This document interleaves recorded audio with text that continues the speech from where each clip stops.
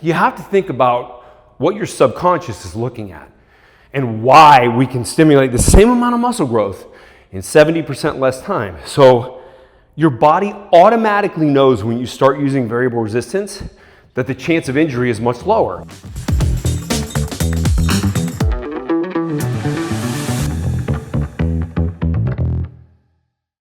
Hi, my name is Jaquish. I'm a doctor of biomedical engineering, which gives me a unique perspective beyond what a lot of the influencers say on social media, just because they have a different background than me.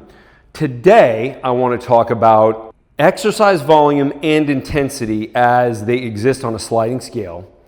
However, I want to talk about the highest intensity type of training, which of course is variable resistance. So, if you look at this is the X3 force bar. This is the one that records force, so the power button's right there. I want to show you why you can get this is important. There was a study done on X3 comparing it to a standard ACSM strength training program. Well, what the ACSM considers their hypertrophy program. The subjects grew the same amount of muscle, both groups did in this study, but the people using X3 spent 70% less time exercising. Now, let me show you why. So, set up for the chest press here. I'm going to be able to go as hard as I can with this. Now, at the top, I don't have the recording set up right now, but I'm holding maybe 250 out here. This is not normally what I use, quite a bit lighter. But just as an example, because I'd be out of breath if I were actually doing my real workout. So here I am at 250, here I am at maybe 50. So I'm able to do repetitions that deliver force in accordance to my biomechanics capabilities. So I'm 7 times stronger here than I am here, therefore I'm using a lot of weight at the top. Now as we go to fatigue, this is what happens. All of a sudden, I can't get out here. So I'm just doing reps that are shorter. And as I do that, the reps get shorter and shorter and shorter until I basically just can't move anymore.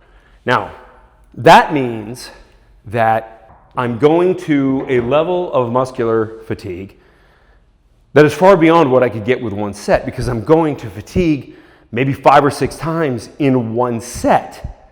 And that's going to give me a much more powerful stimulus because I'm exhausting the muscle in accordance to how it gets recruited. So if something feels too heavy, I just come back. And then there's no consequence. I don't drop the weight, I don't hurt myself, I don't need a spotter.